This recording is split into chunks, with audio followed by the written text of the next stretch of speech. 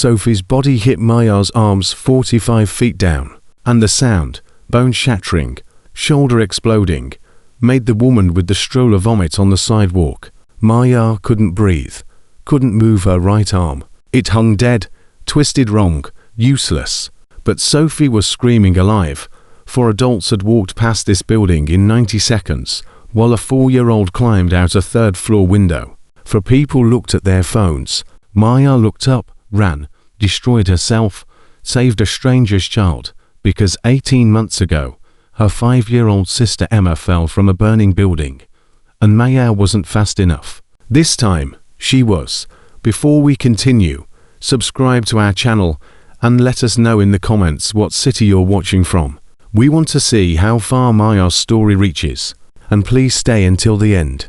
What happens next will restore your faith in strangers. Maya couldn't feel her legs, couldn't feel anything except the weight of Sophie Martinez against her chest and the screaming pain in her right shoulder that made her vision go white at the edges.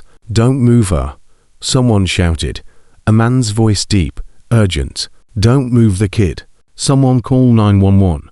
But Maya was already moving, rolling onto her left side, cradling Sophie with her good arm, because the impact had knocked the wind out of the little girl, and she needed to breathe. Sophie gasped once, twice, then started crying, high-pitched, terrified wailing. That was the most beautiful sound Maya had ever heard. Crying means breathing. Breathing means alive. "I've got you," Maya whispered. Her own voice sounded strange, broken. "I've got you. You're okay. You're okay." Sophie's mother appeared, materialized out of nowhere like mothers do when their children scream. Jennifer Martinez hit the sidewalk at a full sprint, her phone clattering across the concrete, her face drained of all color. "Sophie. Oh God, Sophie." Jennifer dropped to her knees beside them, hands shaking so badly she couldn't coordinate her movements. She reached for her daughter, pulled back, reached again. She's breathing," Maya said. She let Jennifer take Sophie, watched the mother gather her child against her chest, hands running over Sophie's arms, legs, checking for breaks, for blood, for damage. "She's crying. That's good. Crying is good." Jennifer looked at Maya for the first time, really looked at her, saw the jacket 3 sizes too large, saw the duct tape holding the sneakers together, saw the way Maya was cradling her right arm against her chest, the shoulder hanging at an angle that made Jennifer's stomach turn. You caught her. You caught my baby." Maya nodded. Couldn't speak anymore. The adrenaline was wearing off, and the pain was coming in waves now, hot and sharp and all-consuming. "I need to call an ambulance," Jennifer said. She was crying now, still holding Sophie, still checking her over and over. "You'll hurt your shoulder." "No." The word came out too fast, too panicked. Maya tried to stand, made it halfway up before her legs gave out. "No ambulance. No hospital. I'm fine. You're not fine. Your shoulder is." I said no. The tone stopped Jennifer mid-sentence. It wasn't angry. It was terrified. The voice of someone who'd learned that hospitals meant questions. Questions meant authorities. Authorities meant being taken back. A motorcycle engine cut through the moment. Deep rumble, then silence. Bootsteps on concrete. "Everybody okay here?" Marcus Rivera, though Maya didn't know his name yet, stood 6 feet away, helmet under his arm, eyes already assessing the situation with a kind of calm that came from years of seeing chaos and learning how to sort it into manageable pieces. He was 52, built like someone who'd spent 30 years doing physical work, wearing a leather vest that said Iron Wolves MC across the back, grey in his beard, tattoos covering both forearms. The kind of man that made people cross the street to avoid. But his voice was gentle when he spoke again. "Ma'am, is your daughter hurt?" Jennifer clutched Sophie tighter. "I don't know. I don't think that's so. She fell from the fire escape 3rd floor. This girl caught her. Ghost, that's what his brothers called him."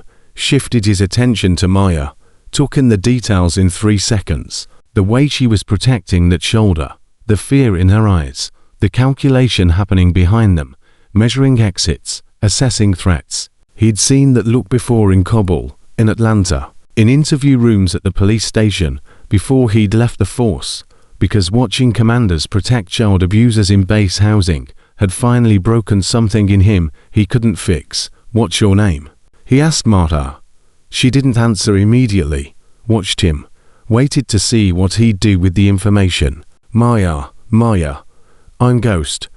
I need you to let me look at that shoulder. I'm fine. You're not fine.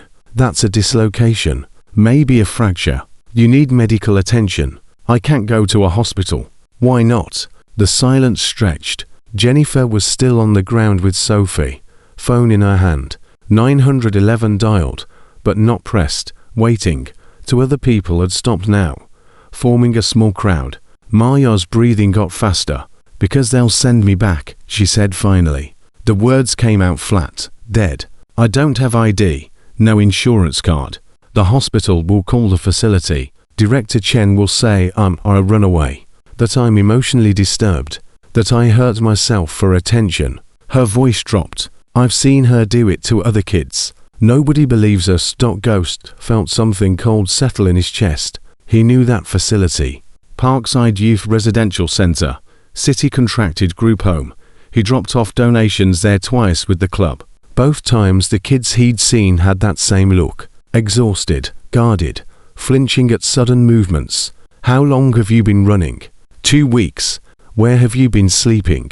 Maya's jaw tightened. "Subway stations. Sometimes the park. There's a spot under the bridge where security doesn't check."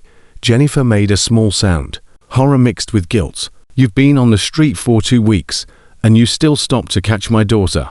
"I couldn't." Maya's voice broke. She swallowed hard, started again. "I couldn't just watch. Not again. Not again." Ghost asked quietly. Maya's good hand went to her pocket, pulled out a photograph, wallet-sized school picture. Bent at the corners, faded from constant handling.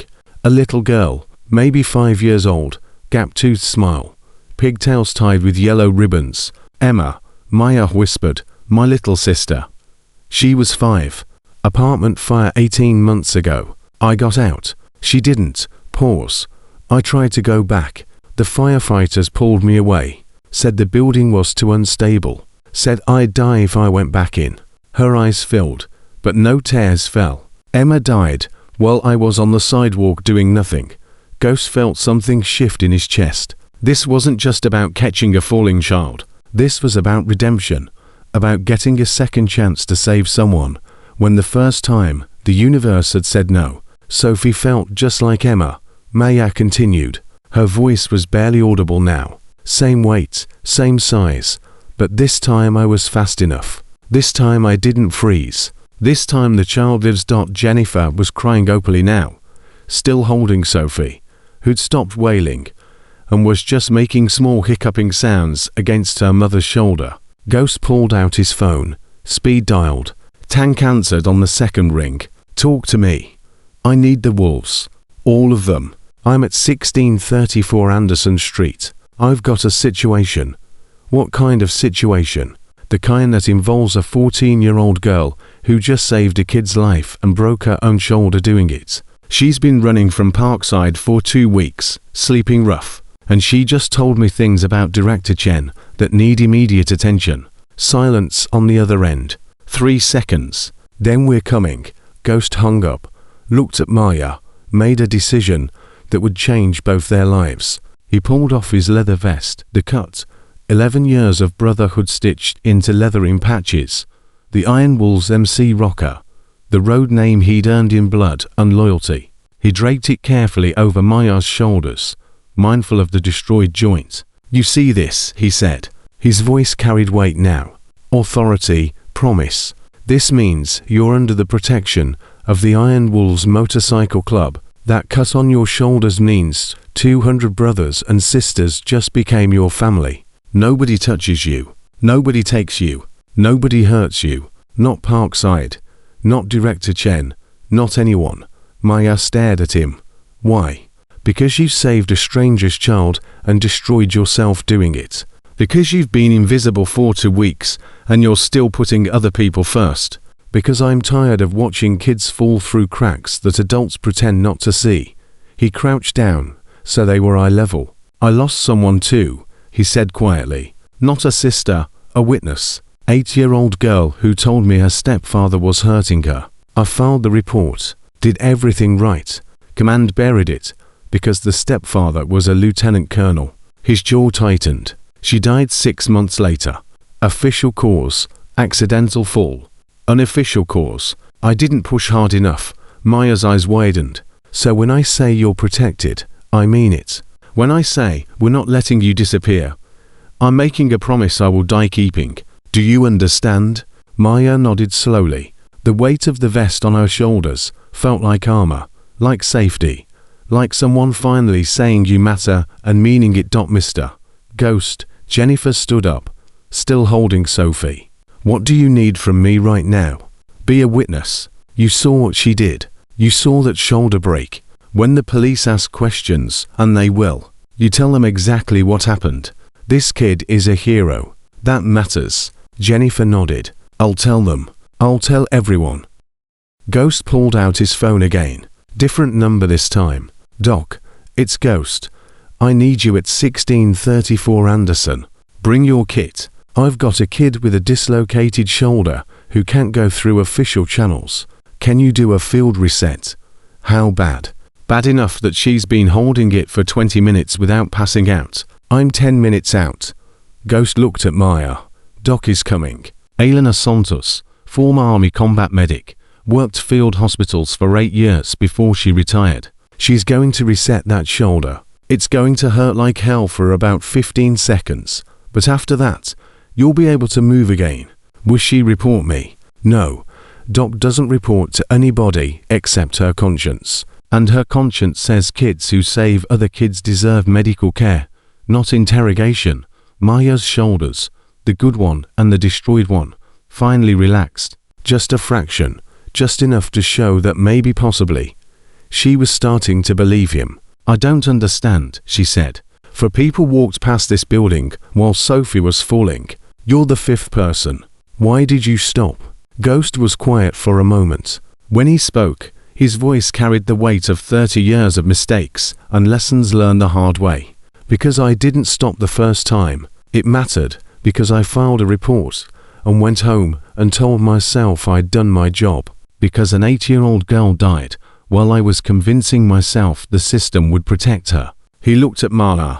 You don't get many second chances in this life. When you do, you take them. You stop for Sophie. I'm stopping for you. The sound of motorcycles started in the distance, low rumble building to thunder. By the time Doc arrived in her SUV, there were 12 bikes parked along Anderson Street. By the time Doc finished examining Maya's shoulder, photographing the injury, documenting the malnutrition, noting the defensive wounds on her wrist that spoke of restraints, there were 37. And by the time Maya finally broke down and told them everything about Parkside, about Director Chen, about the locked reflection room and the starvation rations and the kids who got transferred in the middle of the night and were never seen again, there were 53 motorcycles, 53 men and women who dropped everything because Ghost had called and said a kid needed help. Doc worked on Maya's shoulder in Ghost's apartment 3 blocks away. Jennifer had insisted on coming, bringing Sophie, who'd been checked by paramedics and cleared with nothing but bruises. Sophie kept asking why the nice girl was crying. Because sometimes saving someone hurts, Jennifer told her daughter, but we do it anyway. Doc positioned Maya's arm on 3. 1. She pulled and rotated on 2. The sound of bone sliding back into socket made half the people in the room wince. Maya gasped, bit down on the scream, took it. Brave girl, Doc said. Then she started photographing everything else. The bruises on Maya's forearms, the scrapes on her knees, the burns on her palms from climbing out a bathroom window because she'd been locked in for 14 hours with no food, no water, no bathroom. These photos are evidence now, Doc said, time-stamped, witnessed, admissible in court. Tank arrived at 6:47 p.m. Sarah Kowalski, 47 years old, 5'6" of controlled intensity. She'd been a detective for NYPD for 12 years before leaving, because too many cases got buried by politics, and she couldn't watch one more child disappear due to a system designed to protect adults. She sat down across from Maya, a ghost's kitchen table. "Tell me about Parkside," Tank said. Not a request, an invitation, and Maya did. She told them about the room she shared with 3 other girls. 9 feet by 12 feet. For metal beds. 1 window painted shut. Fire code violation nobody cared about. She told them about the food. How meals came at fixed times. And if you missed breakfast at 6:30 a.m. because you were sick, you didn't eat until lunch at 11:30. How portions got smaller every month. How the kitchen staff member who complained about the budget cuts got fired. She told them about the reflection room, 6 feet by 8 feet. No windows, just concrete walls, and a camera in the corner. How kids got sent there for de-escalation when they asked too many questions. How she'd been locked in there for 14 hours once for asking why her grandmother couldn't visit. She told them about director Leslie Chen, PhD in social work, 20 years in child welfare. Awards from the governor. The woman with the perfect resume, who used clinical terminology like a weapon, who could smile at city inspectors while children sat in locked rooms down the hall going hungry. And then Maya told them about the van. "White cargo van," she said. "No windows in the back. I saw it 7 times in 6 months. Always late at night, 10-11 p.m. a staff member would wake up one of the kids, usually the ones who'd been there longest, the ones who'd stopped asking questions, and tell them they were being transferred to a therapeutic foster placement. Better environment, more support. Did you ever see those kids again?" Tank asked. "No, never." And when I asked where they went, Director Chen said confidentiality protected the children, that families deserve privacy during transitions. Tank and Ghost exchanged glances. They both knew what that meant. "How many kids?" Tank asked. Maya's voice got smaller. 7 that I knew about. Maybe more before I got there. The room went silent. 53 bikers all processing what they just heard. Ghost's voice cut through the quiet. "We need Reaper." James Mitchell arrived at 7:15 p.m. 49 years old. Former IRS Criminal Investigation Division. 22 years federal service before retiring early when his wife got sick. He'd specialize in financial crimes that involved vulnerable populations. He listened to Maya's story, asked 3 questions, pulled out his phone. "I'm calling FBI," he said. "Financial crimes and crimes against children. If Director Chen is placing kids with unlicensed individuals in keeping state funding, that's why a fraud and child trafficking." He stepped into the hallway, came back 15 minutes later with a granite expression. "They're interested, very interested, but they need evidence beyond one victim's testimony. They need patterns, documents, witnesses." Tank looked around the room. 53 brothers and sisters. 53 people who'd answered a call without hesitation. "Then we get them evidence." Ghost looked at Maya, who was sitting with Doc's vest draped over her shoulders. Now Doc had insisted, said the girl needed layers, needed warmth, needed visible protection. "Are you willing to fight?" he asked her. "Because this won't be easy. Director Chen has awards. She has connections. She's been doing this 4 years, and nobody stopped her. Fighting back means going on record. Means people will question you. Means reliving everything. Maya touched the photograph in her pocket. Emma's smile. Emma's pigtails. Emma's last moment before the smoke took her. "I'm tired of being invisible," Maya said. "I'm tired of watching kids disappear and pretending it's normal. I'm tired of adults who see and choose silence." She looked at Ghost. "You said I'm protected now. You meant it." "I meant it." "Then I'll fight for me, for Emma, for the 7 kids who got in that van and never came back." Tank stood. "Church meeting tomorrow dawn. Every chapter within 200 miles. We're going to find those kids, and we're going to make sure Director Chen hurts another child." Maya sat at Ghost's kitchen table wearing 2 motorcycle vests that weren't hers, surrounded by 53 strangers who'd become family in 6 hours. For the first time in 18 months, she wasn't invisible. For the first time since Emma died, She wasn't alone, and for the first time in her life, someone had looked at her broken shoulder, and her duct tape shoes, and her photo of a dead sister, and decided she was worth saving. The rumble started at 5:47 a.m. low at first, like distant thunder rolling across the city. Then it grew louder, closer. The sound of 200 engines converging on a single point. Ghost's apartment buildings shook. Pictures rattled on walls. Car alarms triggered up and down the block. Maya jerked awake on the couch, where she'd finally fallen asleep at 3 a.m. Doc's vest still wrapped around her shoulders. Her right arm was in a sling now. The shoulder reset, but screaming with every breath, she stumbled to the window. The street below was filling with motorcycles, one after another. Montana plates, Wyoming plates, Colorado plates. They parked in perfect formation, engines cutting off in waves, leaving a silence that felt heavier than the noise. They came, Maya whispered.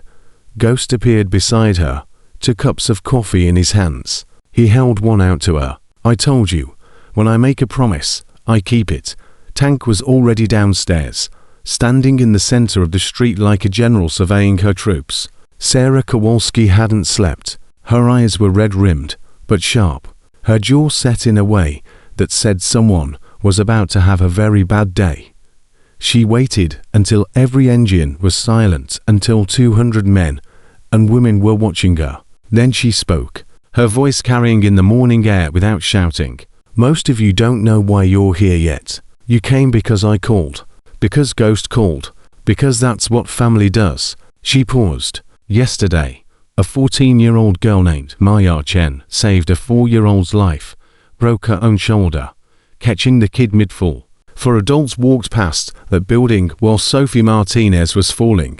Maya was the only one who ran. Someone in the crowd said, "Where's the girl now? Protected, safe, Ghost custody, until we sort this legally." Tank's expression hardened. But here's what you need to know. Maya's been on the street for 2 weeks running from Parkside Youth Residential Center, and what she told us last night about that facility, about Director Leslie Chen, means we've got work to do. Reaper stepped forward. James Mitchell had brought his laptop, had spent the hours between midnight and dawn pulling everything he could find on Parkside's financials. State contract pays $4,800 per month per child. Reaper said Parkside houses 48 kids on average. That's $230,000 per month in funding. But their reported expenses don't add up. Food budget was cut from $14 to $6 per child per day 3 years ago. Staff salaries decreased. Maintenance deferred. Where's the money going? Into someone's pocket, Tank said. And Maya told us about 7 kids who got transferred to therapeutic foster placements in the middle of the night. White cargo van, no windows, no paperwork she ever saw. Those kids disappeared. The crowd shifted, anger rippling through 200 people at once. So here's what we're doing, Tank continued. We're going door to door, every business, every residence within 6 blocks of Parkside. We're asking one question. Have you seen anything concerning about the youth center at 847 Industrial Boulevard? We're not breaking laws. We're not threatening anyone. We're being the eyes that should have been watching all along. A woman near the back spoke up. What if Director Chen lawyers up, accuses us of harassment? Letter, Tank said. Every conversation we have gets documented, time-stamped, witnessed. We're building a case the FBI can't ignore. Reaper's contact needs patterns, witnesses, evidence. We're going to give them enough evidence to bury her. Ghost descended the stairs, Maya beside him. She'd insisted on coming, said she needed to see this, needed to know she wasn't fighting alone. The crowd parted as they approached.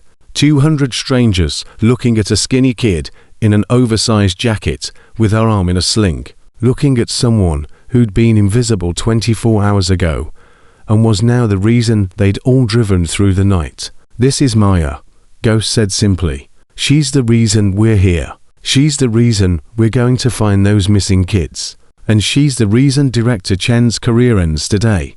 Maya swallowed hard, looked at the faces staring back at her, saw belief, saw rage on her behalf. Saw people ready to fight because she'd had the courage to speak. "Thank you," she said. Her voice was small but steady. I don't know what to say except, thank you for stopping, for listening, for believing me when I thought nobody would.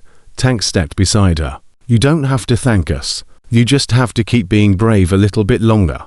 Can you do that? Maya touched the photograph in her pocket. Emma's smile. Emma's yellow ribbons. I can do that. The canvas began at 6:30 a.m. Teams of 3. One person to knock, one to document, one to witness. They spread out in concentric circles from Parkside, working systematically, professionally, leaving no door untouched. By 8:15 a.m., they had their first witness. Rebecca Townsend lived at 839 Industrial Boulevard, 2 buildings down from Parkside.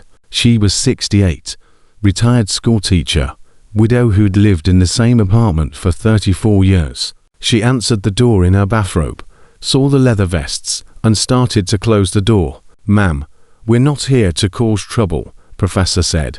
Daniel Hayes, former high school counselor and social worker, 20 years in the system before he left because he'd seen too many kids fall through cracks he wasn't allowed to patch. He had kind eyes, a gentle voice, the kind of presence that made people feel safe. "We're investigating concerns about the children's facility down the street. Have you seen anything that worried you?" Rebecca hesitated. Looked past Professor at the motorcycles lining the street. Looked back at his face. "You're not city officials." "No, ma'am. We're concerned citizens. One of the kids from that facility saved a little girl's life yesterday. When we talked to her about why she ran away, she told us things that need investigating. We're hoping neighbors might have seen something, too." Rebecca's expression changed. Something clicked into place. "The van," she said. "I've seen the van." Professor didn't move, didn't react, just waited. "White cargo van," Rebecca continued. Her hands were shaking now. "No windows in the back. I've seen it at Parkside maybe 8, 9 times over the past 2 years. Always late at night, 10, 11 p.m. I'd see it pull up. Then a staff member would come out with a child. Sometimes the kid had a duffel bag, sometimes nothing. They get in the van. And I'd never see that child again." "Did you report it?" Rebecca's face crumpled. "I asked once.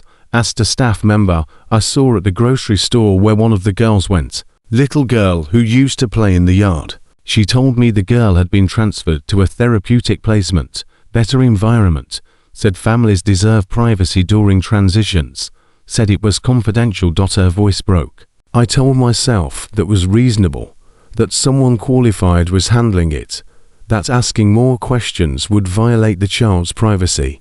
Professor wrote it down, every word. "Can you describe the van, make, model, license plate?" "White Ford Transit, maybe 2018, 2019.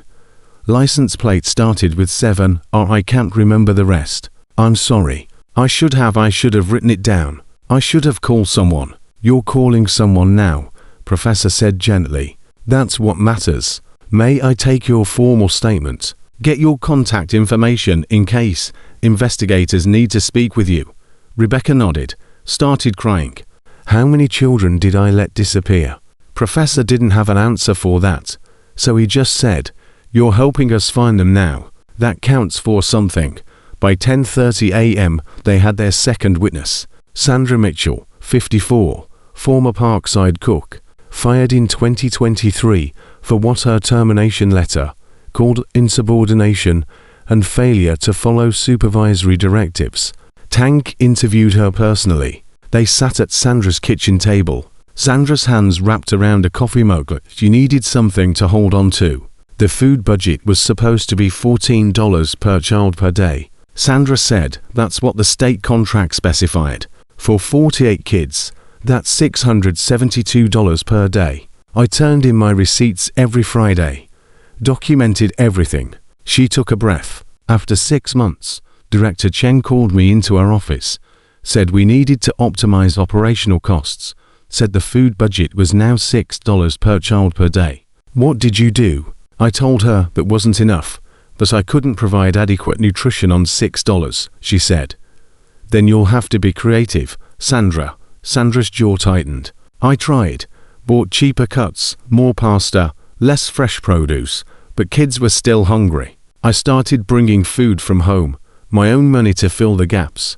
How long did you do that? 3 months. Then I went back to her, showed her meal logs, showed her kids weren't getting enough protein. She listened, nodded, said, "Your job is to prepare meals within budget. If you can't do that, I'll find someone who can."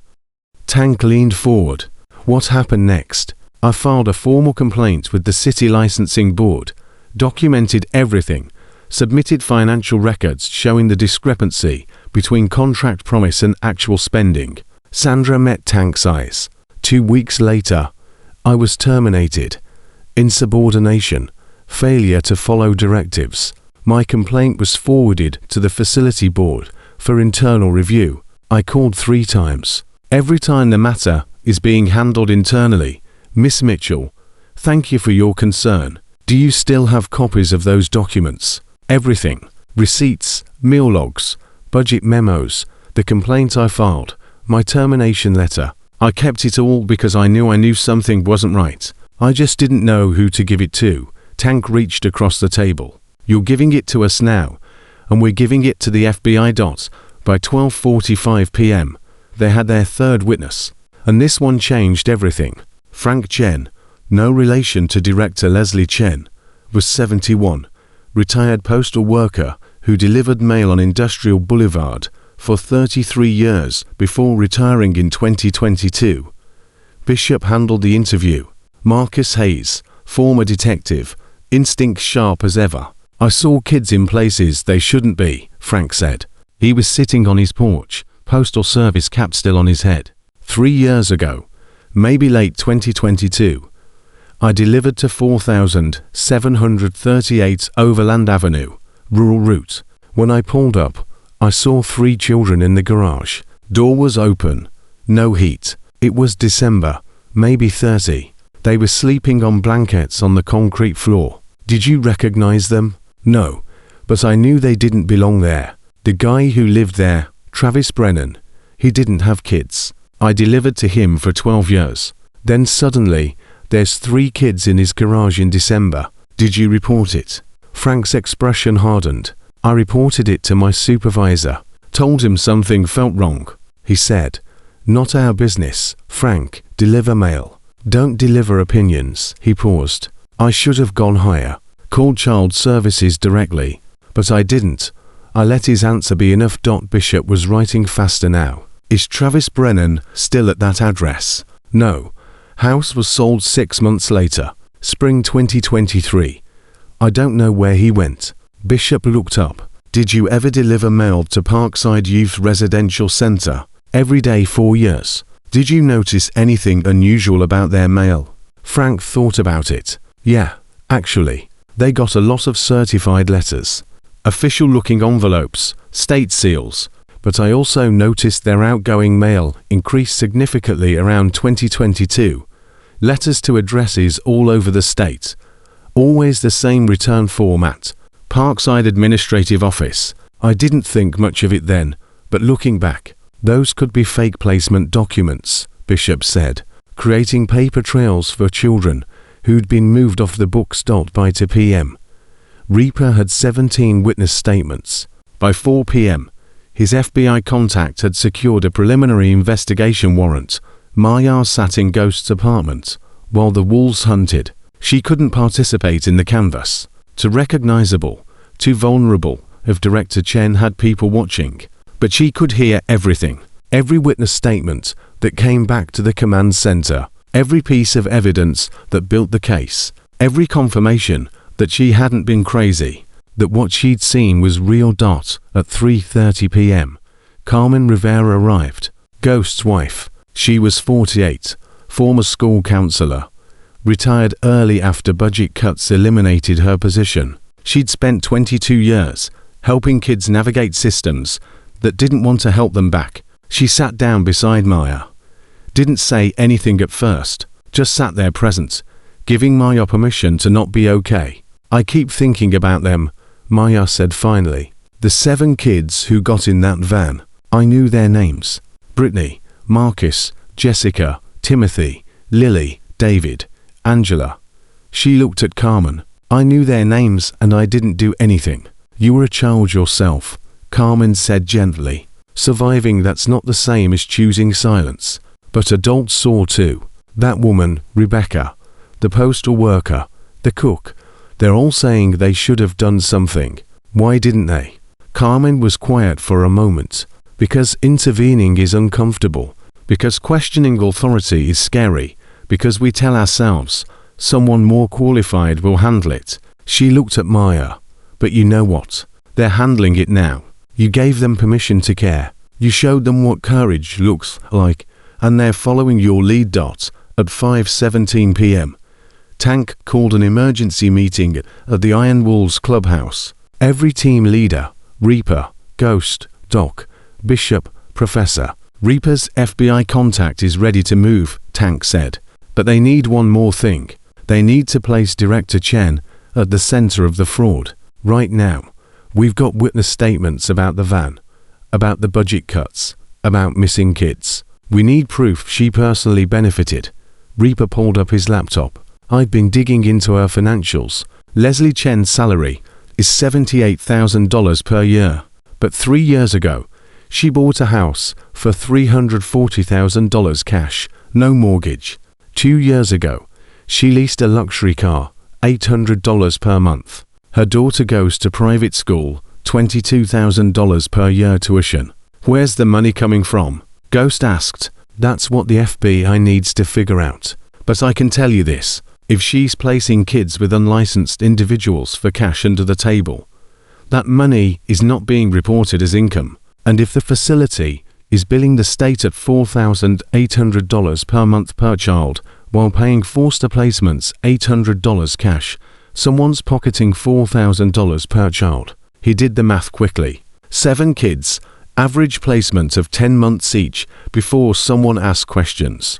That's $280,000. The room went silent. She sold children, Bishop said. His voice was flat, dead.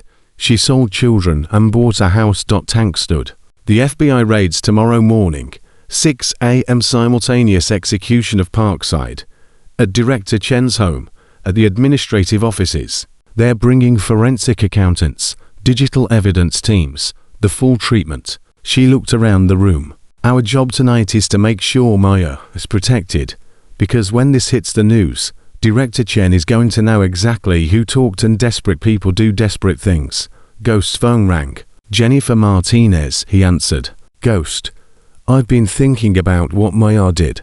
About how 4 people walked past my building and didn't stop. About how she was the only one who ran. Jennifer's voice was shaking.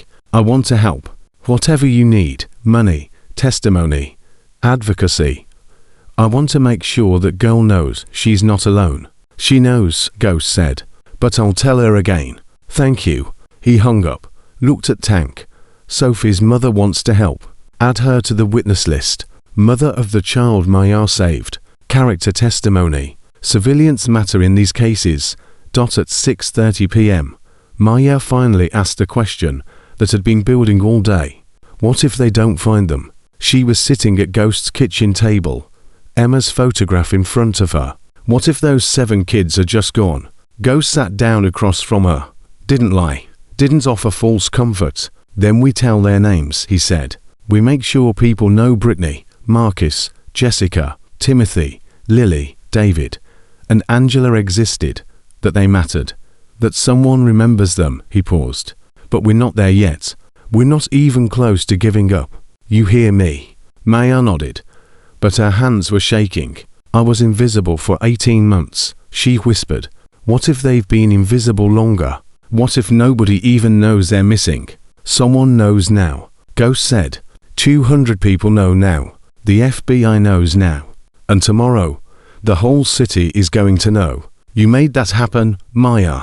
You saved Sophie. And in saving her, you saved every kid. Director Chen hasn't disappeared yet. That matters. That changes everything. At 9 p.m., Tank made one more call to Judge Patricia Martinez, not Sophie's mother. Different Martinez, the judge who handled emergency custody cases in family court. I'm calling because we have a situation that's going to explode tomorrow morning. Tank said. FBI raid on Parkside Youth Residential Center. Director arrested. Facility in chaos. And I've got a 14-year-old witness who can't go back into the system. She paused. I need emergency forced placement. Ghost and Carmen Rivera are willing. But we need it done tonight before the news breaks. Before Director Chen's lawyers start making moves. Judge Martinez was quiet for 3 seconds. Bring the girl to my chambers. 7 a.m. tomorrow. Before the raid. I'll have the paperwork ready. Tank hung up. Looked at Ghost. She's yours in 10 hours. Ghost's eyes filled. Carmen wrapped her arms around him. And for the first time since Shayna died 9 years ago. For the first time since he'd watched an 8-year-old girl fall through a system that didn't care. Ghost let himself hope that maybe this time he'd be fast enough. This time the child lives. Maya didn't sleep, couldn't. She sat at Ghost's kitchen table, watching the clock tick towards 6 a.m. Emma's photograph clutched in her left hand, her right arm throbbing in the sling, despite the pain medication Doc had given her. Carmen sat with her. Didn't try to make conversation, just sat there in the 4 a.m. darkness. To women waiting for dawn to break everything open. At 5:47 a.m. Ghost's phone buzzed. Text from Reaper. Teams in position. Warrant signed. It's happening. Ghost showed Maya the screen. You ready for this? No, Maya said honestly. But that doesn't matter, does it? No, it doesn't. At 5:55 a.m. They left for the courthouse. Judge Martinez had agreed to see them before official hours. Before the news broke, before Director Chen's lawyers could mobilize. The emergency custody hearing took place in chambers, not a courtroom, just Judge Martinez behind her desk. Maya sitting between Ghost and Carmen, a court reporter documenting everything. Miss Chen, Judge Martinez said. Her voice was kind but formal, professional. I've reviewed the preliminary evidence. I've read the witness statements. I've seen the photographs of your injuries. Before I make any decisions, I need to hear from you directly. Do you want to live with Marcus and Carmen Rivera? Maya's throat closed. She'd been asked 100 questions in 18 months. Questions designed to evaluate her, categorize her, process her through a system that treated children like paperwork. But nobody had asked her what she wanted. Nobody had cared about the answer. Yes, she managed. I want to stay with them. Why? Because they asked, because they listened, because Mr. Ghost gave me his vest and meant it when he said I was safe. Maya's voice got stronger. Because for the first time since Emma died, I saved someone instead of losing someone. And I don't want to lose that. I don't want to go back to being invisible. Judge Martinez looked at Ghost and Carmen. You understand this child has experienced significant trauma, that she need ongoing therapeutic support, medical care, educational stability, that this isn't going to be easy. Your Honor, Carmen said quietly, we understand trauma. We understand that healing doesn't happen on a schedule. And we understand that family isn't just blood. It's showing up. It's staying. It's being there when the nightmares come. Judge Martinez signed the order. At 6:04 a.m. emergency custody granted. Maya Chen placed with Marcus and Carmen Rivera pending full adoption proceedings. Social services will conduct home visits. Therapy is mandatory. School enrollment is mandatory. And Miss Chen, she looked directly at Maha. You have a voice now. Use it. Tell these people when you need help. Tell your therapist when things are hard. Tell your teachers when you're struggling.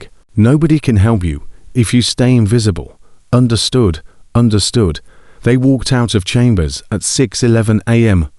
Was carrying a folder with her new address on it for 112 Riverside Avenue. Not a facility. Not temporary placement. Home. Ghost's phone rang before they reached the car. Reaper. Ghost answered on speaker. They're inside Parkside. Forensic team as Director Chen's computer. They're imaging the hard drive now. Resistance. None. Half the staff didn't even know it was happening. The morning shift showed up to federal agents in the lobby. Reaper paused. Maya was right about everything. The kids who are there right now, they're scared, but they're talking. Two of them mentioned the white van, One girl said she watched her roommate get taken away 3 months ago and never come back. Carmen's hand found Miles, squeezed. What about director Chen? Ghost asked.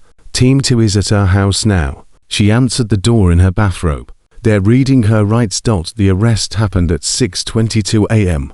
while Leslie Chen was making coffee. She'd been standing in her kitchen with the renovated countertops and custom cabinetry when 3 FBI agents knocked. When they showed her the warrant, she'd said, "I think there's been a mistake." "No mistake, ma'am. You're being charged with wire fraud, theft of government funds, 12 counts of child endangerment, and conspiracy to commit welfare fraud." They'd walked her out in handcuffs while her neighbors watched. The woman with the PhD and the governor's award and the perfect resume being put into an unmarked car at 6:30 on a Friday morning. By 7:15 a.m., the forensic accountant had found the spreadsheet hidden in a subfolder labeled Personal Photos 2019 on Director Chen's laptop. Password protected, encrypted. The kind of file someone creates when they know they're doing something wrong and they're trying to hide it. The spreadsheet had 2 tabs. The first was labeled Current Residents, 48 names, 48 children currently at Parkside, each with intake dates, caseworker assignments, state funding amounts. The second tab was labeled Transfers, 9 rows, 9 names, 9 children listed as transferred to therapeutic foster care between 2022 and 2024. Agent Sarah Morrison read the names aloud to her partner. Brittany Walsh, age 13, Marcus Williams, age 11, Jessica Park, age 8, Timothy Ross, age 12, Lily Tran, age 9, David Forster, age 14, Angela Martinez, age 10. She scrolled to more. Brandon Lee, age 12, Christina Hayes, age 11. Maya only knew about 7, her partner said. There are 2 more she didn't even know about. Morrison clicked on the cells. Each child had 4 columns of data. Placement date, monthly state payment received, monthly cash payment made, status. State was paying $4,800 per month per child. Morrison said Chen was placing them with individuals for $800 cash, pocketing $4,000 per child. She did the math quickly. 9 children, average placement length 10 months. That's $360,000. What's the status column say? Morrison's face went hard. 5 children located, CPS intervention required. 4 children unknown. File closed, unknown, file closed. What the hell does that mean? It means Chen lost track of them. Means the people she placed them with moved, disappeared, or worse. And she closed the files instead of reporting them missing. The partner pulled out his phone, called his supervisor. "We need to upgrade charges at child trafficking.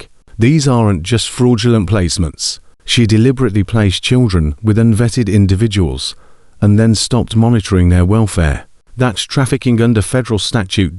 By 8:30 a.m., the FBI had executed search warrants on 3 addresses linked to the spreadsheet. The first was 4738 Overland Avenue, Travis Brennan's old house. The new owners had bought it in April 2023. Said they'd never heard of Parkside or Director Chen.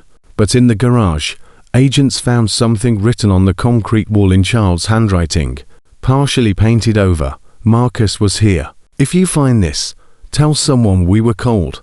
The second address was 847 Pine Ridge Road, current residence of Travis Brennan. He wasn't home. His girlfriend answered the door, said Travis was at work. When agents asked about children living at the residence, she said, "What children? Travis doesn't have kids." They got a warrant to search anyway. Found 3 sleeping bags in the basement. Found children's clothing in a garbage bag. Found a receipt from a grocery store dated to weeks ago. $180 in food purchased with an EBT card in a name that didn't match either Travis or his girlfriend. He's still doing it. Morrison said Chen got arrested and he's still holding kids. They found Travis at his construction job site. Brought him in for questioning. He lawyered up immediately, wouldn't talk, but his phone records told the story. 17 calls to a number that matched Director Chen's personal cell over the past 2 years. Text messages discussing deliveries and monthly arrangements. By 10 a.m., agents had located Brittany Walsh.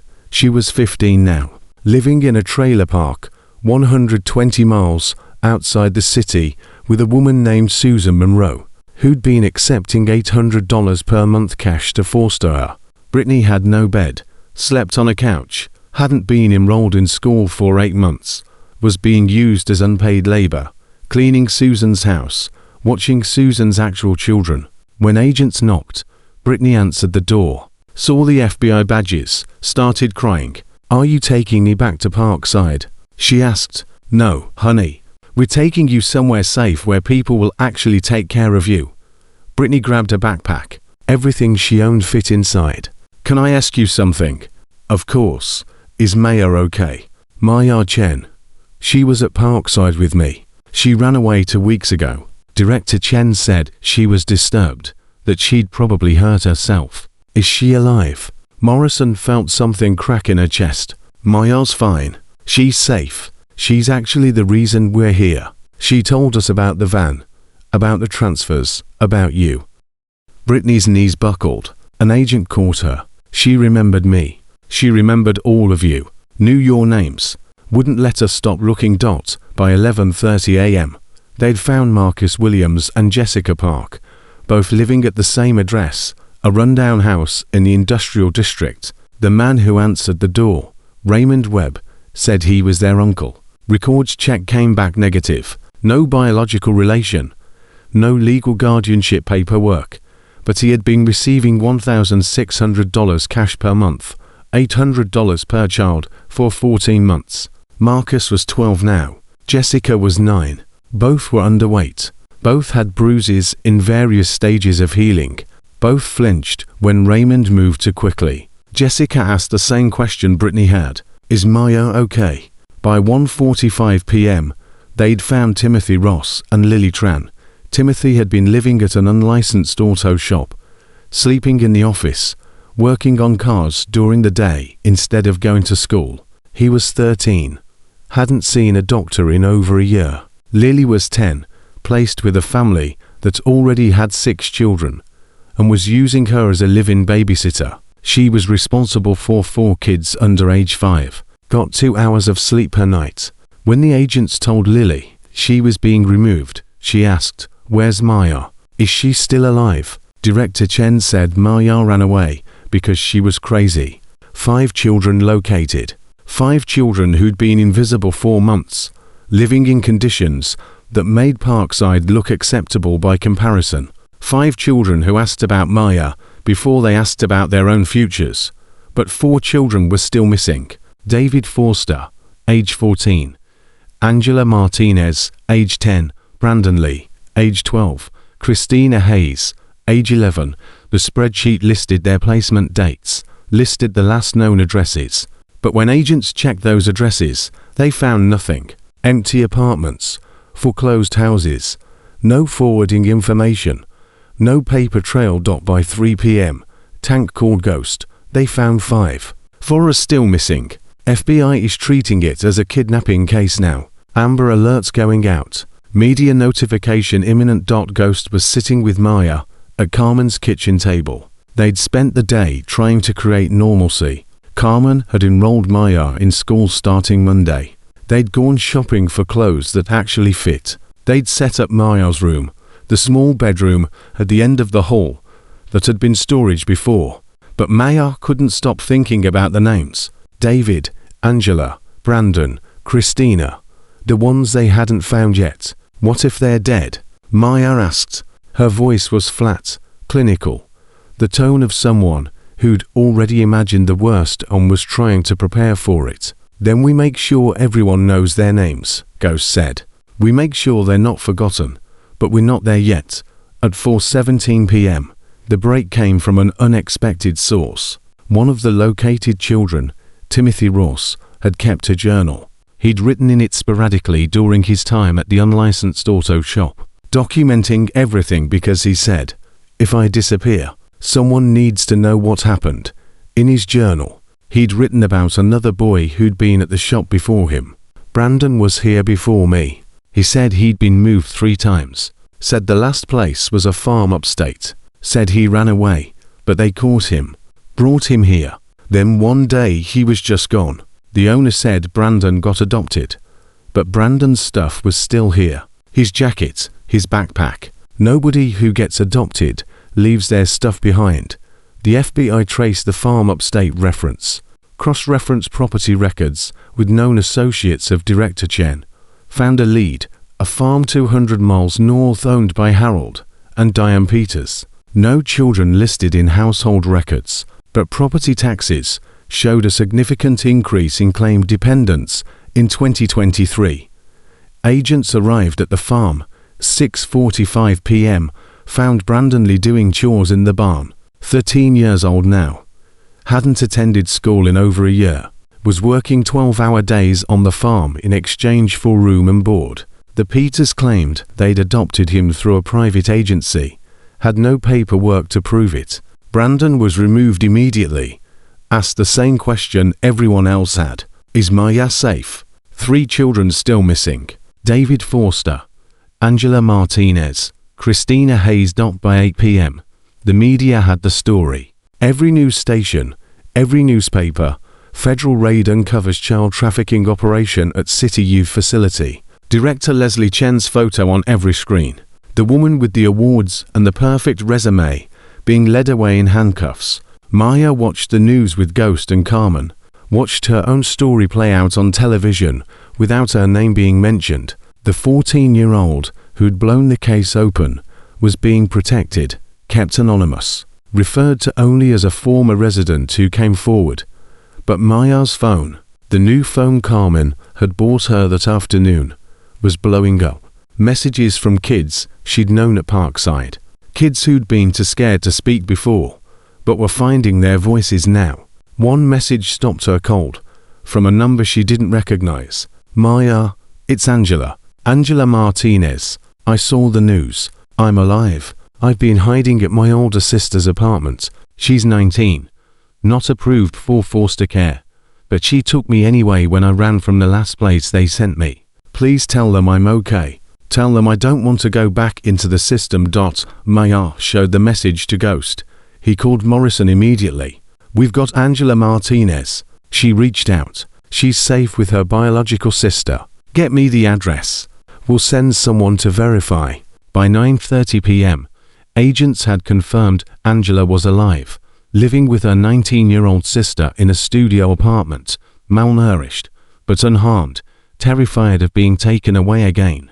The FBI agent who interviewed her said, "We're not taking you anywhere you don't want to go. Your sister is your family. We'll work with social services to make this placement legal." To children still missing, David Forster, Christina Hayes.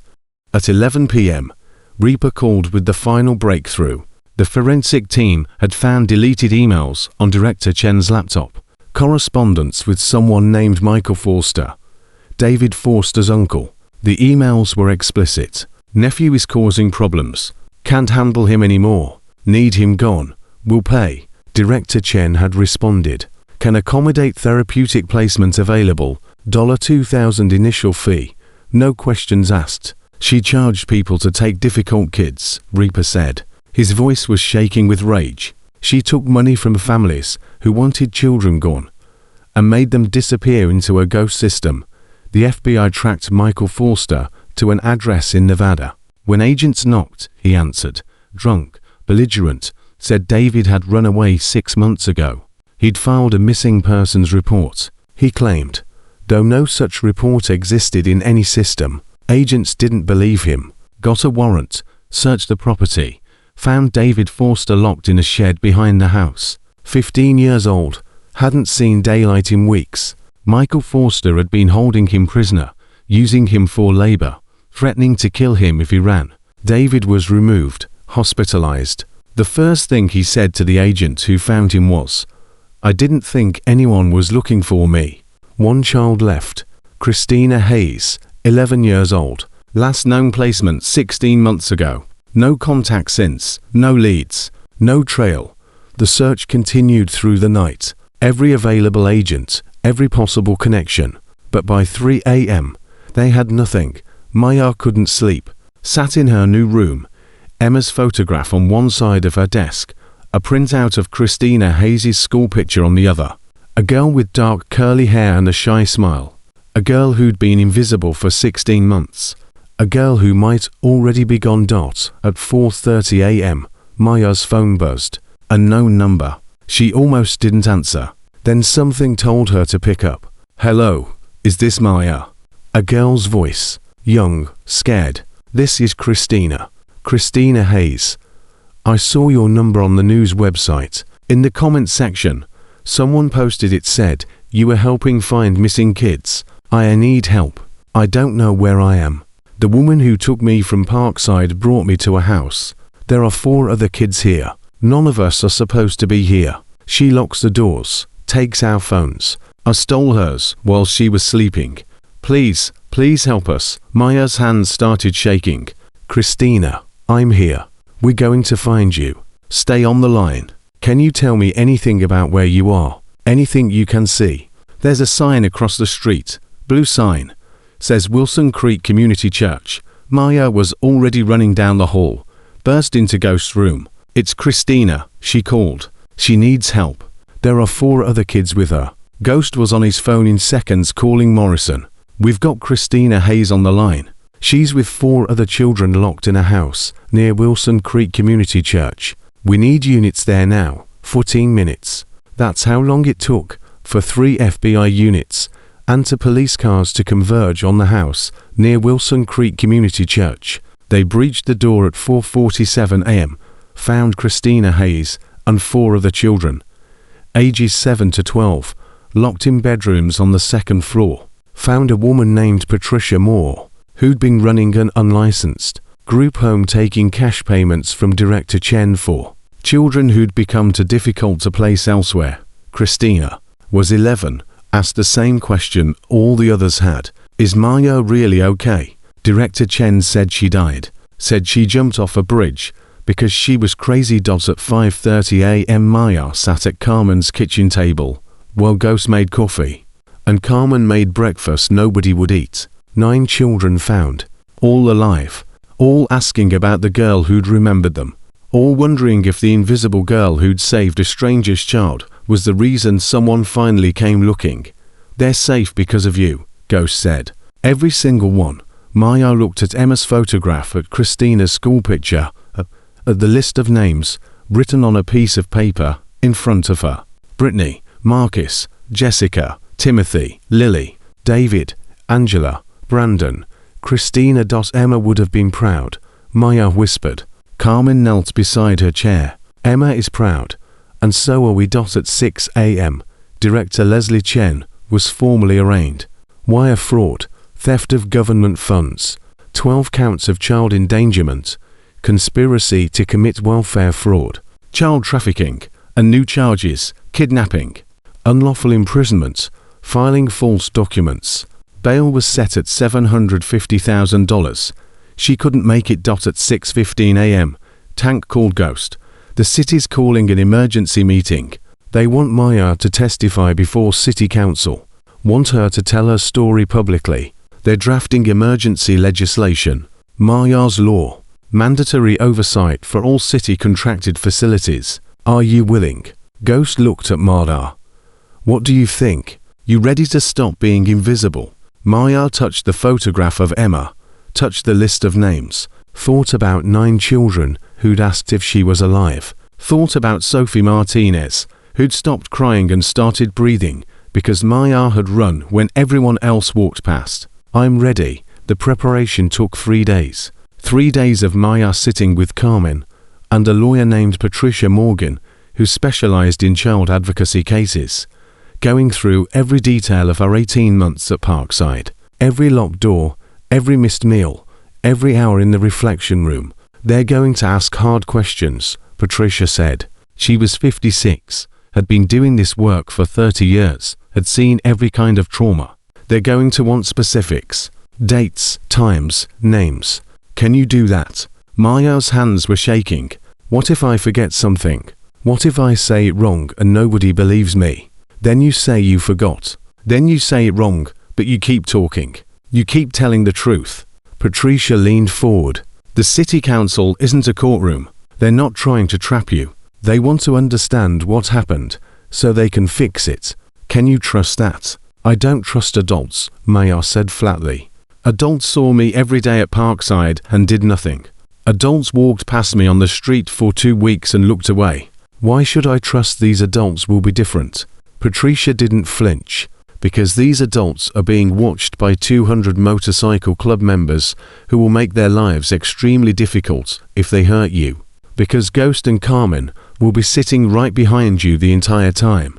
And because 9 children are alive today. Because you trusted Ghost when every instinct told you not to. Sometimes trust is a choice we make despite the evidence. Can you make that choice one more time?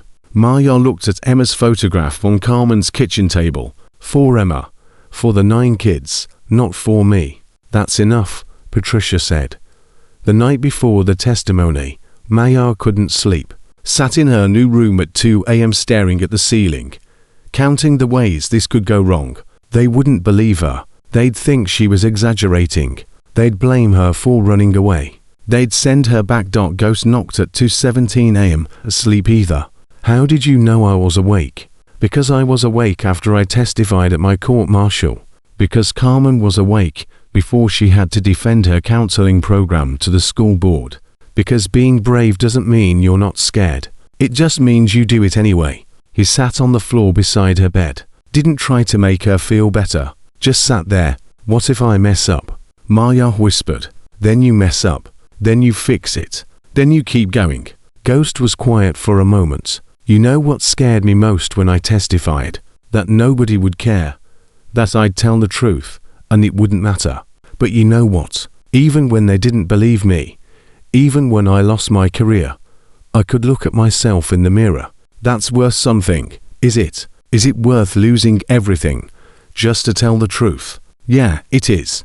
Because the alternative is staying silent while kids keep disappearing, and you already know you can't do that. You proved it when you ran after Sophie. Maya turned to look at him.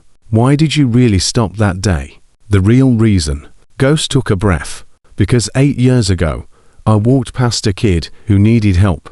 Told myself someone else would handle it. She died, and I've been trying to make up for that ever since. You gave me a chance to get it right this time. So, thank you. You're thanking me every single day. The city council meeting was scheduled for 10 a.m. By 8:30 a.m. there were 200 motorcycles parked outside City Hall in perfect formation. Tankard called every chapter again said, "We're not intimidating anyone. We're showing support. There's a difference." The council chamber filled fast. Media, social workers, advocates, parents, and in the back rows, 53 Iron Wolves members wearing their cuts, sitting silent, making their presence known without saying a word. Maya walked in at 9:47 a.m., flanked by Ghost and Carmen. She was wearing clothes that fit, jeans, a sweater Carmen had bought her, shoes without duct tape. Her arm was still in a sling. Her shoulder still ached, but she was standing. Patricia met them at the door. You ready? No. Good. That means you care. Let's go. The council president, Margaret Torres, called the emergency session to order at 10:03 a.m. We're here today to address serious allegations regarding Parkside Youth Residential Center and to hear testimony from individuals affected by systemic failures in our child welfare system. Our first witness is Maya Chen, 14 years old, former resident of Parkside. Maya walked to the witness table, sat down. The microphone in front of her looked massive, threatening, like it could swallow her whole. Miss Chen, Torres said gently, "Thank you for being here. I know this is difficult. Take your time. Tell us what happened." Maya's mouth went dry. She looked at the council members, 7 faces staring back, waiting, judging. Then she looked past them to Ghost and Carmen in the front row, to Tank standing against the wall, to Jennifer Martinez holding Sophie, who'd insisted on coming. "My parents died 18 months ago," Maya started. Her voice was barely audible. Someone adjusted the microphone. "Apartment fire. My mother, my father, and my little sister, Emma. She was 5. I tried to save her. The firefighters pulled me away, said the building was too unstable, said I'd die if I went back. Emma died while I was standing on the sidewalk doing nothing. She could hear people shifting in their seats, could feel the attention focusing. I was placed at Parkside 3 days after the funeral. I was 12. I didn't understand what was happening. I just knew everyone I loved was dead, and I was being sent somewhere called a residential facility. She swallowed. The first thing they did was take my grandmother's phone number, said outside contact had to be supervised. I asked when I could call her. They said, "When you've adjusted, did you ever call her?" Tories asked, "No," because 3 weeks later, my caseworker told me my grandmother had been evaluated and deemed unable to care for me. She had dementia. I knew that, but I also knew she loved me, and nobody asked if maybe love mattered more than perfect memory. The room was silent now. Even the reporters had stopped typing.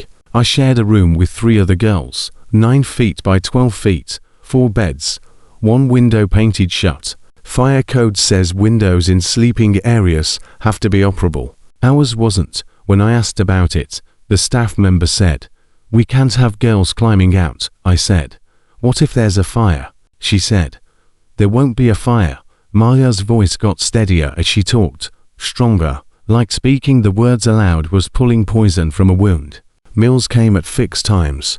Breakfast at 6:30 a.m., lunch at 11:30 a.m., dinner at 5 p.m. If you were sick and missed breakfast, you didn't eat until lunch. If you were in the reflection room during dinner, you didn't eat until the next day.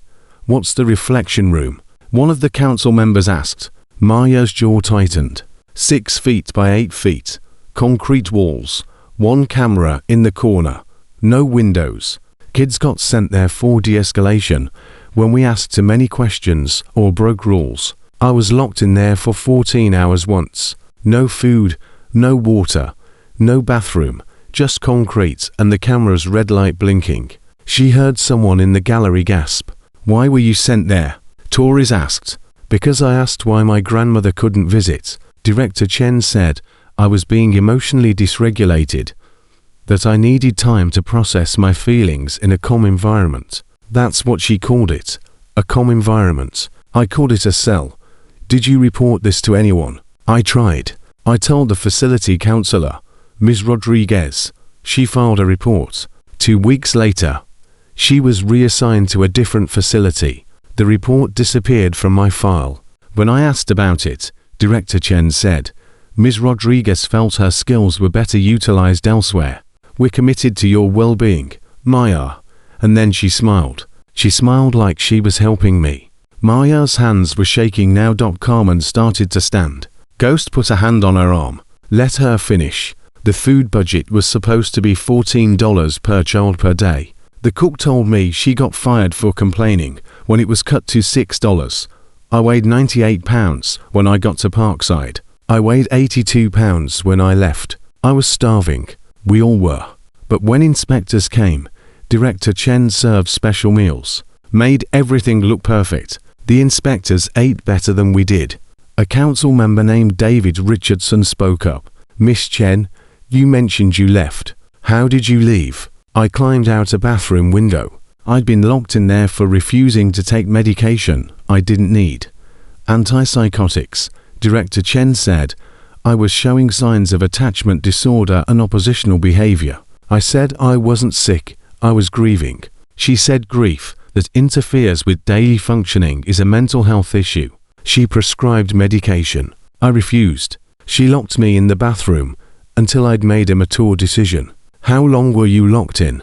14 hours. No food, no water. The window had razor wire on the outside, but it was old, rusty. I cut my hands climbing through. I still have the scars. She held up her left palm.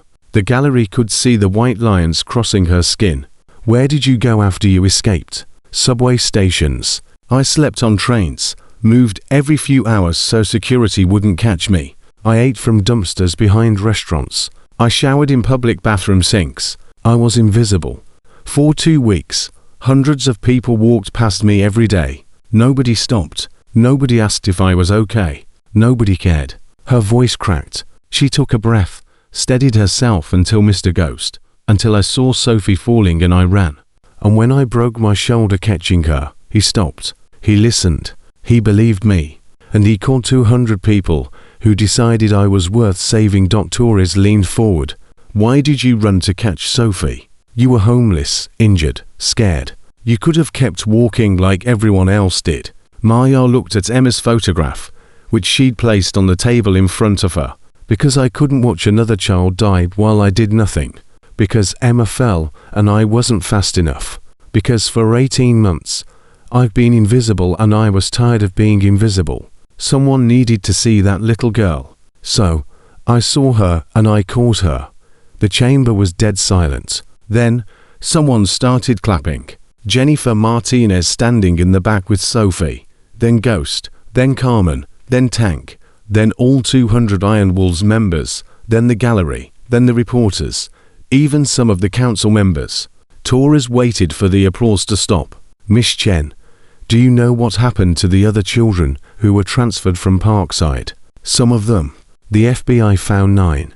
Brittany Walsh was sleeping on a couch, being used as unpaid labor. Marcus Williams and Jessica Park had bruises from being hit.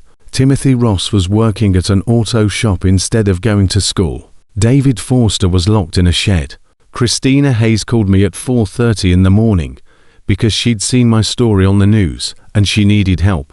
She was locked in a house with 4 other kids who weren't supposed to exist. What do you mean, weren't supposed to exist? Director Chen made children disappear, told the state they'd been transferred to therapeutic placements, kept billing for their care, pocketed the difference, and when something went wrong, when placements fell apart or kids ran away, she closed the files, marked them unknown, stopped looking because looking would reveal what she'd done. Richardson spoke again. Are you saying Director Leslie Chen deliberately trafficked children for profit? Maya met his eyes. I'm saying Director Leslie Chen took vulnerable children who'd already lost everything and treated us like inventory, like numbers on a spreadsheet, like problems to be managed and disappeared. 9 children almost died because of her choices. 9 children asked if I was alive because she told them I was dead. She told them I jumped off a bridge because I was crazy. She wanted them to stop hoping someone would come looking. Tors's voice was thick with emotion. What do you want us to do, Miss Chen? I want you to make sure this never happens to another child. I want quarterly inspections by people who actually talk to the kids, not just the director. I want anonymous hotlines so staff can report abuse without losing their jobs. I want every transfer to require court approval and verified placement. I want GPS tracking on every vehicle that transports children. And I want Director Chen to spend the rest of her life imprisoning for that 9 children survived because she failed to make us invisible enough. The vote happened 2 hours later. Maya's law passed unanimously. 7 council members, 7 yes votes. Mandatory unannounced monthly inspections, anonymous reporting systems, criminal penalties for directors who falsify placement records, GPS tracking requirements, court approval for all transfers. The trial started 6 weeks later. Federal courthouse, jury of 12, prosecution team of 4. Director Leslie Chen sat at the defense table, wearing a grey suit, hair pulled back, looking nothing like the woman who'd smiled at inspectors while children starved. Maya testified on day 3. Repeated everything she'd told City Council. The defense attorney, a man named Robert Sterling, tried to discredit her. Miss Chen, isn't it true you have a history of oppositional behavior? No, but your file from Parkside indicates my file was written by Director Chen, the woman on trial for trafficking children. You're asking me if her assessment of my behavior is accurate. Sterling shifted tactics. You ran away from Parkside. That's against facility rules. So is locking children in concrete rooms for 14 hours. So is starving us. So is selling us to unlicensed individuals for cash. Which rules matter more? Sterling had no answer for that. The prosecution called every rescued child, Brittany testified about sleeping on a couch for 8 months. Marcus testified about being hit when he didn't work fast enough. Timothy testified about the journal he'd kept, documenting everything in case he disappeared. Christina testified about stealing a phone at 4 a.m. to call Maya, because Maya was the only person who'd remembered her name. The jury deliberated for 4 hours, came back with a verdict at 3:47 p.m. or a Friday afternoon. On the count of wire fraud, how do you find? Guilty. On the count of the government funds, guilty. On the counts of child endangerment, guilty on all 12 counts. On the count of child trafficking, guilty. Director Leslie Chen's face went white. Her lawyer asked for bail pending sentencing. The judge denied it. Miss Chen has demonstrated a profound disregard for the welfare of children entrusted to her care. She will remain in custody until sentencing. Sentencing happened 2 weeks later. The judge, Patricia Martinez, the same judge who'd granted Maya's emergency custody, delivered the ruling. Miss Chen, you held a position of trust. You had a PhD. You had awards. You had the governor's commendation for excellence in child welfare. And you used all of that credibility to exploit the most vulnerable population in our society. You took children who'd already lost everything and treated them like commodities. You sold them. You starved them. You locked them in rooms and called it therapy. You made them disappear and called it placement. Director Chen tried to speak. Your Honor, I never meant. You never meant to get caught. That's what you never meant. Judge Martinez's voice was ice. 9 children could have died because of your choices. 9 children spent months in conditions that made your facility look acceptable. And when one of those children, a 14-year-old girl with a dislocated shoulder and duct tape on her shoes, finally spoke up, you told everyone she was crazy. You tried to make her invisible, too. She looked down at the sentencing guidelines. The prosecution has requested 15 years. The defense has requested 5. I'm sentencing you to 18 years in federal prison. No parole eligibility for 12 years. And I want you to spend every single day of those 12 years thinking about Maya Chen, thinking about how she saved a stranger's child and destroyed her own body doing it, thinking about how she kept 9 children alive by refusing to forget their names, thinking about how she did everything you failed to do. She saw children who needed help and she helped them. You saw children who needed help and you profited from their suffering. Director Leslie Chen was led away in handcuffs. Didn't look back, didn't apologize, just walked out of the courtroom with her head down. Finally invisible herself, Maya sat in the gallery between Ghost and Carmen, watching the woman who'd made her invisible being erased from society. It should have felt like victory, like justice, like closure. Instead, it just felt like the beginning of something else, something harder than testimony and trials. The work of learning to be visible again. The work of believing she deserved to be seen. Ghost's hand found hers. Squeezed once. You did it. We did it, Maya corrected. Because she'd learned that much. Learned that being invisible wasn't her fault. Learned that being seen required people willing to look. Learned that family wasn't who you were born to. It was who showed up when everything fell apart. Jennifer Martinez was waiting outside the courtroom with Sophie. The little girl who'd fallen and started everything ran straight to Maya. Wrapped her arms around Maya's legs. You saved me, Sophie said. Marnie says you're a hero. Maya knelt down. Looked Sophie in the eyes. You saved me too. You just don't know it yet. Because that was the truth. Sophie had fallen and Maya had run. And in running, Maya had stopped being invisible. Had started being seen. Had learned that the scared people who run toward danger are braver than the safe people who walk past it. 18 years. Director Leslie Chen would spend 18 years behind walls that locked from the outside. Would spend 18 years learning what it felt like to be powerless. Would spend 18 years knowing that 9 children survived because a 14-year-old girl with a broken shoulder and a photo of her dead sister refused to forget their names. Maya walked out of the courthouse into afternoon sunshine. 200 motorcycles were waiting. Tank, Bishop, Professor, Doc, Reaper. All the people who'd stopped when they should have kept going. All the people who'd believed her when belief should have been impossible. Where to now? Ghost asked. Maya looked at Emma's photograph, looked at the courthouse behind her, looked at the life in front of her. Home, she said. Let's go home. Home was a word Maya had to relearn. For 3 weeks after the trial, she woke up at 4 a.m. expecting concrete walls and locked doors. Woke up reaching for Emma's photograph to prove she still existed. Woke up panicking because the bedroom door was open and someone might see her vulnerable, might hurt her, might make her disappear again. Carmen found her on the floor the 4th night, back pressed against the wall, hyperventilating. I can't do this, Maya gasped. I can't sleep. I can't eat. I can't be here.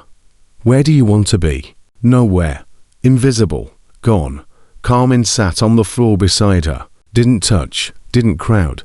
Just sat. You know what Ghost told me after Shayna died? Carmen said quietly. He said he wanted to disappear. Said being visible meant feeling the pain. And he couldn't handle the pain. So, I told him something my therapist told me. Pain isn't the problem. Numbness is. When you stop feeling pain, you stop feeling everything. And then you're invisible, even to yourself. Maya's breathing started to slow. How long did it take for him to feel like a person again?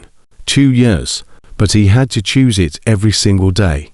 Had to choose to get out of bed. Had to choose to talk to people. Had to choose to believe tomorrow might hurt less than today.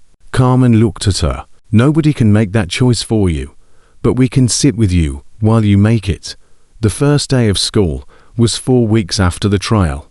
Maya had been enrolled at Lincoln Middle School, 8th grade, despite missing most of 7th. The principal, Mrs. Anderson, had read her file, knew her story, had promised to make accommodations, but accommodations couldn't stop the staring, couldn't stop the whispers when Maya walked into homeroom, couldn't stop the girl who said too loudly, "That's her, the one from the news, the facility girl." Maya's hands started shaking. She sat in the back row, head down, counting seconds until she could leave. At lunch, she ate alone, started to think maybe invisible was safer after all.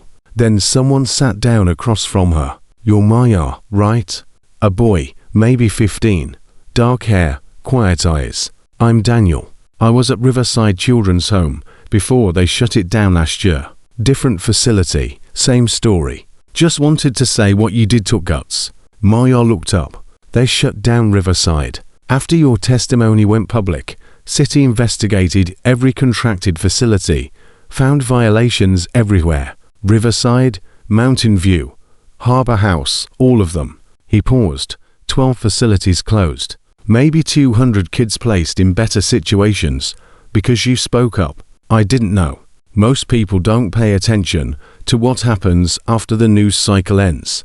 But those 200 kids know. We all know. Daniel stood. "Anyway, you're not alone here. Just wanted you to know that." He walked away before Maya could respond, but something in her chest loosened, just slightly, just enough to breathe. Therapy started the 2nd week. Dr. Lin Chen, no relation to Director Leslie Chen, a fact she'd made clear immediately, specialized in childhood trauma. Her office was small, comfortable, nothing like the clinical rooms at Parkside. "Tell me about Emma," Dr. Chen said during the 3rd session. Maya's jaw tightened. "I don't want to talk about Emma." "Why not?" "Because talking about her means admitting she's gone, means admitting I failed. You were 12 years old in a burning building. How did you fail?" "I wasn't fast enough. The firefighters pulled me back. I should have fought harder." Dr. Chen leaned forward. "Or the firefighters saved your life. And Emma's death wasn't your fault. It was the fire's fault, the smoke's fault, the faulty wiring's fault, but not yours."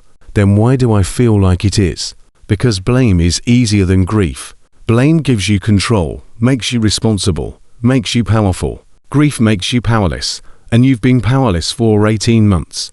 So you choose blame instead." She paused. "But here's the thing about blame. It keeps Emma frozen at 5 years old, keeps her dying forever. Grief lets her rest." Maya started crying, couldn't stop. 18 months of holding it together, holding it in, holding it down.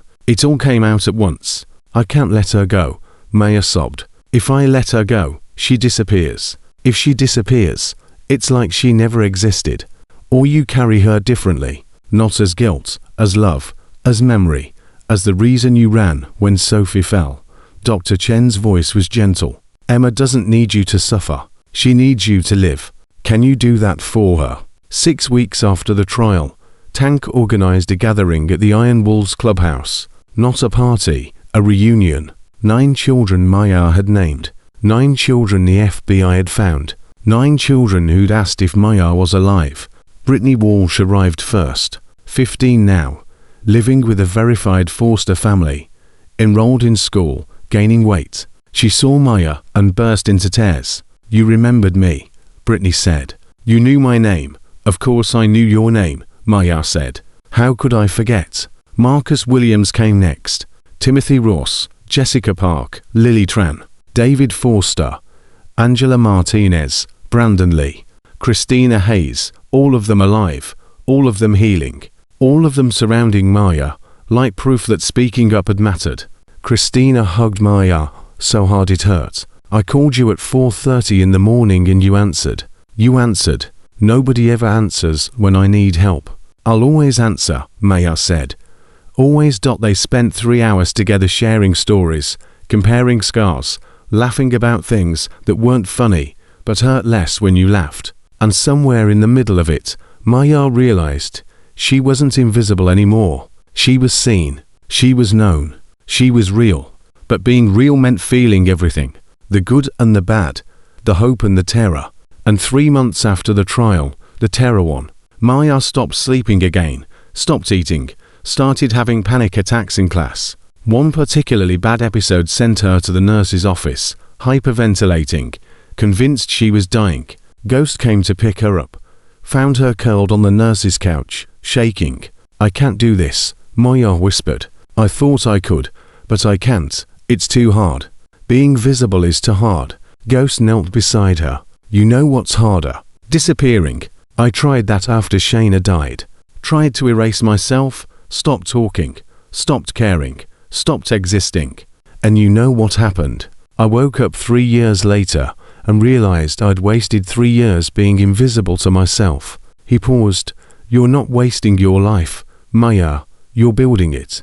And building is messy. Building hurts. But being invisible isn't protecting you. It's erasing you. What if I'm not strong enough? You caught a 4-year-old falling from 3 stories. You testified in front of city council. You stared down Director Chen in a federal courtroom. You're strong enough. He looked at her. But you don't have to be strong every day. Some days you can be scared. Some days you can be broken. Some days you can just be 14. Maya started crying again. But this time Ghost held her. Let her break. Let her be weak. Let her be human. 4 months after the trial, Jennifer Martinez invited Maya to Sophie's 5th birthday party. Maya almost said no. Almost convinced herself Sophie didn't really remember her. Almost stayed invisible. But Carmen said, go let that little girl thank you. Let her see you're real. Sophie opened the door wearing a princess dress in a huge smile. Saw Maya, screamed, Maya, Mommy. Maya came. Maya's here. She threw herself at Maya's legs. Held on like Maya might disappear if she let go. I drew you a picture, Sophie said. She dragged Maya inside, showed her a crayon drawing of 2 stick figures, one big, one small. The big one had a red mark on her shoulder. The small one had a smile. That's you catching me. Marnie says you're my hero. You're my hero, too, Maya said. You showed me I could be brave. Sophie didn't understand. Wouldn't understand 4 years. But Jennifer did. She pulled Maya aside while Sophie demolished her birthday cake. I need to tell you something, Jennifer said. After the trial, I started volunteering. Foster care advocacy. Family court observation. Making sure judges see the kids. Not just the paperwork. I do it because of you. Because you made me realize I'd been walking past invisible children my whole life. So, thank you. Thank you for waking me up. Maya didn't know what to say to that. Didn't know how to process the idea. that saving Sophie had saved other children she'd never meet. So, she just said, "Thank you for believing me." 4 adults walked past. "You were the first one who listened. I should have listened sooner." 6 months after the trial, the adoption became final. Maya Chen became Maya Rivera. Legal, permanent, real. Judge Martinez presided. The same judge who'd granted emergency custody, who'd sentenced Director Chen, who'd watched Maya transform from a scared kid with a dislocated shoulder to a young woman with a voice. "Miss Rivera," Judge Martinez said, "I've been doing this job for 23 years. I've seen thousands of cases, but I've never seen someone fight as hard as you fought. You saved 9 children. You changed legislation. You made invisible children visible. And now you're choosing a family that takes more courage than anything else you've done. Congratulations." Ghost and Carmen signed the papers, made it official, made Maya theirs, made themselves hers. Afterward, Tank threw a party at the clubhouse. 200 motorcycles, 200 people who'd mobilized for a stranger and stayed for family. They'd created a college fund for Maya, $127,000 in growing scholarship to anywhere she wanted to go. Proof that being seen meant being supported. Speech, someone yelled.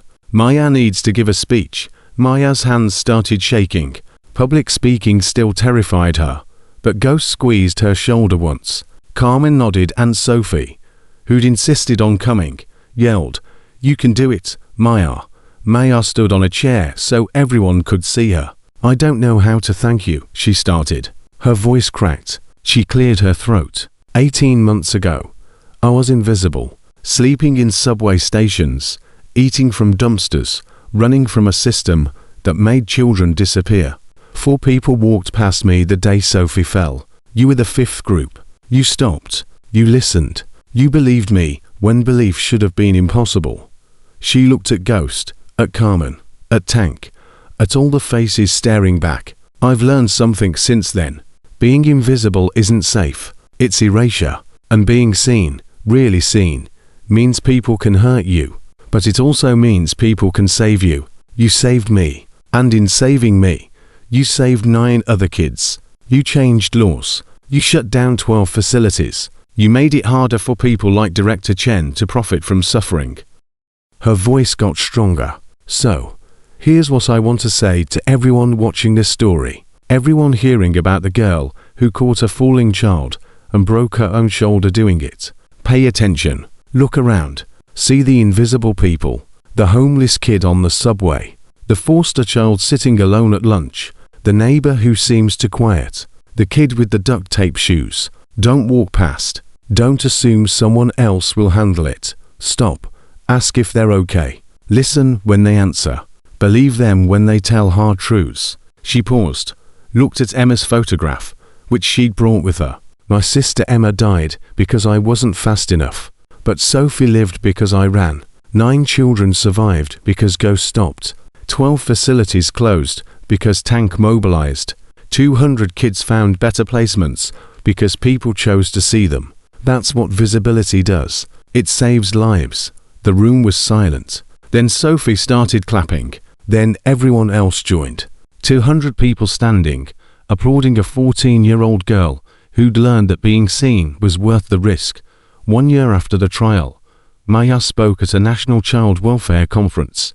400 people, advocates, social workers, legislators, policymakers. She'd written her speech with Carmen's help, practiced it 50 times, but standing at the podium looking at 400 faces, she put the notes aside. I was invisible for 18 months, she said. Hundreds of people walked past me every day, saw me and chose not to see me, looked at a 12-year-old girl with duct tape shoes and no adults, and convinced themselves someone else was handling it. And you know what? Some of those people are in this room right now. The audience shifted. Uncomfortable. Good. I'm not saying that to shame you. I'm saying it to wake you up. Because right now, somewhere in this city, there's a child sleeping on a subway train. There's a kid locked in a reflection room for asking questions. There's a teenager being trafficked through a ghost system that treats children like inventory. And you're choosing not to see them. Her voice got harder, louder. Stop choosing blindness. Stop telling yourself someone more qualified will handle it. Stop accepting explanations that let you sleep at night. Start asking uncomfortable questions. Start believing children when they tell you they're being hurt. Start demanding accountability from people who claim to protect children while profiting from their suffering. She looked directly at the social workers in the front row. You have power. Use it. File reports even when supervisors tell you not to. Document everything. Photograph injuries. Record inconsistencies. And when they fire you for speaking up, because they will, know that you're doing what I did.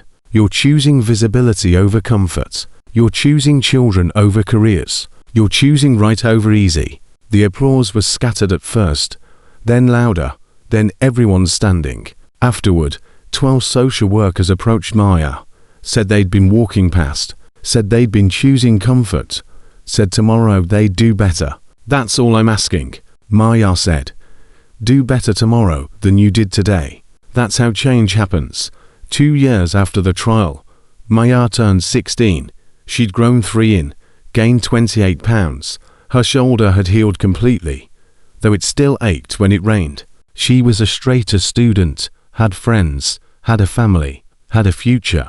But she still carried Emma's photograph everywhere, still woke up sometimes at 4 a.m. expecting concrete walls, still flinched when doors closed too quickly. Healing wasn't linear, wasn't clean, wasn't complete. Dr. Chen said that was normal, said trauma leaves scars and scars don't disappear. They just become part of your story. So what's your story now? Dr. Chen asked during their session. Maya thought about it. I'm the girl who ran. The girl who was invisible until she chose not to be. The girl who saved 9 children by refusing to forget their names. The girl who learned that being seen is scary, but being erased is worse. That's a good story. It's not finished yet. The best stories never appoint 3 years after the trial. Maya stood on the courthouse steps where she testified. She was 17 now, a high school senior, applying to colleges, planning to study social work, planning to fix the system that had broken her. Sophie was 9, growing fast, still visiting Maya every month, still calling her my hero, even though Maya kept saying heroes didn't exist, just people who chose to act. The 9 rescued children stayed in touch. Group chats, monthly video calls, annual reunions at the Iron Walls clubhouse. Proof that being found meant staying found. That visibility was permanent if you worked at it. Ghost and Carmen had fostered to more kids since Maya. Both temporary placements, while their parents got help. Both returned home better than when they'd left. Because Ghost and Carmen had learned what Maya taught them. That every child deserves to be seen. That family is chosen. That saving one person saves the world. Director Leslie Chen had 8 years left on her sentence. Maya didn't think about her much anymore. Didn't need to. The woman who tried to erase children had been erased herself. The woman who'd profited from suffering was suffering in a 6x8 cell. The woman who'd made children invisible had become invisible to everyone except the justice system. Maya stood on those courthouse steps and looked at the city that had ignored her for 18 months. Looked at the streets where she'd slept. Looked at the subway stations where she'd been invisible. And she thought about all the children still out there, still sleeping on trains, still being locked in rooms, still waiting for someone to stop. I see you, Maya said to the empty air, to the invisible children, to the ghosts in the system. I see you and I'm coming. We're all coming because I know what it's like to be invisible. And I know what it's like when someone finally sees you. So hold on, be brave a little longer. Someone's going to stop. Someone's going to ask if you're okay. Someone's going to believe you. I promise. She touched the scar on her palm. The one from the razor wire. The one that proved she'd climbed out. The one that proved escaping was possible. Then she touched the scar on her shoulder. The one from catching Sophie. The one that proved saving someone was worth destroying yourself. The one that proved visibility was always worth the risk. This is for Emma, Maya whispered. This is for the 9. This is for every child who's ever been invisible. I'm making sure the world sees you. I'm making sure you matter. I'm making sure that when you fall, someone runs, because that's what heroes do. They run when everyone else walks past. They speak when everyone else stays silent. They see when everyone else looks away. Maya Rivera had been invisible for 18 months, but she'd spent the last 3 years making sure no other child would ever have to be invisible again. And she wasn't finished. Not even close. The best stories never are.